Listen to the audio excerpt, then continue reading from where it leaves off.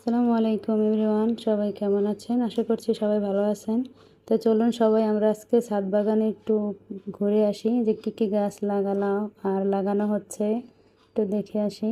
আর ছোট বড় অনেকেই ছাদ বাগান পছন্দ করে, অনেক ফল এবং ফুলের গাছ লাগানো যায়। এখানে হলুদ, গোলাপি অনেক রকমেরই ফুল আছে।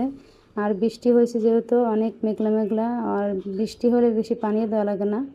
আর ফুলগুলি সকালবেলা অনেক সুন্দর মতো ফুটে 9টার পর থেকে।